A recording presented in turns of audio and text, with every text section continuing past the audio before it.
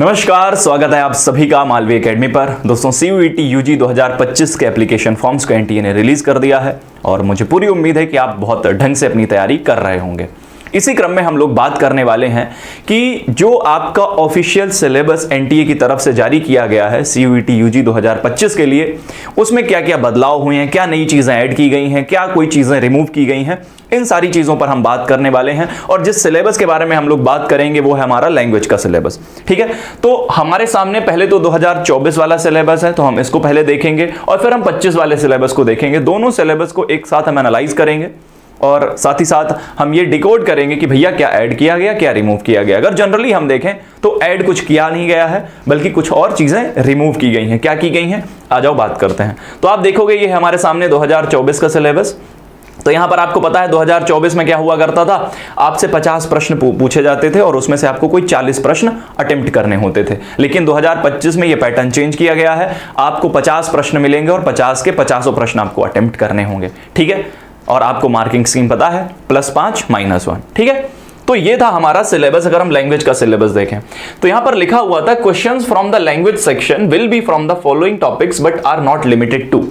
तो पहला टॉपिक आपका था रीडिंग कॉम्प्रिहेंशन का और लिखा हुआ था there will be 3 types of passages, maximum 300 to 350 words. 300 से 350 शब्दों के बीच में आपको 3 प्रकार के पैसेज पूछे जाएंगे, फैक्चुअल, नैरेटिव और लिटरेरी। अगर सेम इस चीज को हम लोग यहां पर कंपेयर करते हैं किससे, इस नए वाले सिलेबस से, तो आप देखोगे ये आपका फॉर द ईयर 2025 ये आपका लैंग्वेज का सिलेबस है। तो यहां पर देखो एक हल्का सा चेंज ये किया गया है, वो ये है कि वही चीज है, रीडिंग कॉम्प्रिहेंशन मेंशन किया गया है, पर क्या लिखा गया है, there will be 3 types of passages, maximum 200 to 250 words. यहां पर आप देखोगे तो आपको बोला गया था 300 टू 350 वर्ड्स, पर नए वाले सिलेबस में आपके पैसेज की जो शब्द सीमा है उसको घटाकर 200 से 250 शब्द कर दिया गया है। बाकी फैक्चुअल, नैरेटिव और लिटरेरी 3 टाइप के आपके पैसेजेस वही मेंशन है। तो पहली चीज अगर आप देखोगे हल्का सा जो चेंज हुआ है वो बस ये हुआ है कि पैसेज की आपकी जो वर्ड लिमिट है उसको चेंज करके पहले जो 300 से 350 हुआ करती थी उसको अभी 200 से 250 कर दिया। तो पहली चीज तो सेम है, यानी कुछ भी ऐड नहीं किया गया है, बस हल्का सा आपका पैसेज का जो वर्ड लिमिट है उसको कम किया गया। दूसरा अगर हम देखें तो लिखा हुआ है वर्बल एबिलिटी।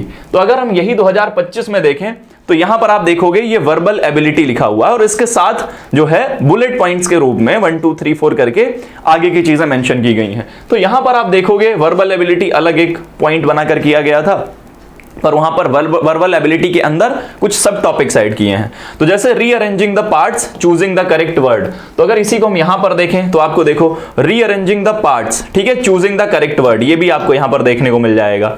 उसके अलावा मैच द फॉलोइंग और सिनोनिम एंटोनिम। तो यहां पर आप देखोगे सिनोनिम एंटोनिम है ना, और मैच द फॉलोइंग जो है वो नया ऐड कर दिया गया है। और वोकैबुलरी जो पहले से एक्सप्लिसिटली मेंशन की गई थी वो यहां पर आप देखोगे वोकैबुलरी को हटा दिया गया है। तो नई चीज जो ऐड हुई है वो है मैच द फॉलोइंग, हटाई गई है वो है वोकैबुलरी। ठीक है, हालांकि आप देखोगे सिनोनिम्स और एंटोनिम्स आपका वोकैबुलरी के अंदर ही आते हैं, पर वोकैबुलरी जो अलग से मेंशन किया गया था उसको हटा दिया गया है। ठीक है, तो अगर हम कुल मिलाकर देखें, पूरा हमने 24 और 25 का सिलेबस देखा, तो 2024 में आपकी जो शब्द सीमा हुआ करती थी पैसेज की वो 300 से 350 शब्द होती थी, इस बार उसको 200 से 250 शब्द कर दिया है। वर्बल एबिलिटी पहले भी था, इस बार भी मेंशन है। रीअरेंजिंग द पार्ट्स पहले भी था, इस बार भी है। चूजिंग द करेक्ट वर्ड पहले भी था, इस बार भी है। सिनोनिम्स और एंटोनिम्स भी पहले था, इस बार भी है।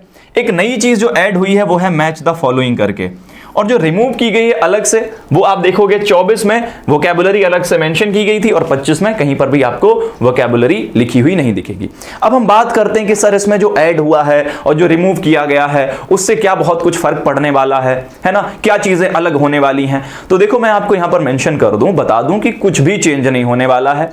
ठीक है, कुछ भी ना ऐसा ऐड किया गया और ना कुछ ऐसा घटाया गया जिससे आपका सिलेबस कुछ ऊपर नीचे हो। ठीक है, वोकैबुलरी यहां पर मेंशन नहीं की गई है एक्सप्लिसिटली, लेकिन हमको तब भी पढ़नी है।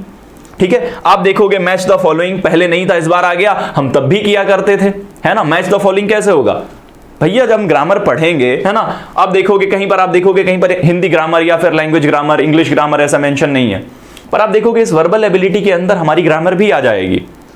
ठीक है, तो कुछ भी ऐसा बहुत उतार चढ़ाव है ना, उलट फेर इस सिलेबस में नहीं हुआ है। जो कुछ भी जैसा था लगभग वैसा है।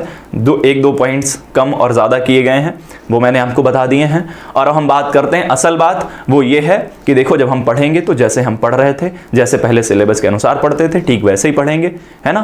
तो मैच द फॉलोइंग जो आपका ऐड कर दिया गया, ये प्रश्न यहाँ से पहले भी आते थे। आप प्रीवियस ईयर पेपर्स उठाकर देखोगे तो मैचिंग के प्रश्न आपसे पूछे गए हैं, तो वहाँ पर भी वो पूछे जाएंगे, तो कोई दिक्कत नहीं, हम लोग वैसे ही तैयारी करने वाले हैं। आप लोग बेफिक्र रहिए, एकदम निश्चिंत होकर अपनी पढ़ाई करिए, हम लोग अच्छे से इसकी तैयारी करेंगे, ठीक है। तो आप सभी को बहुत बहुत शुभकामनाएं, all the best, love you all.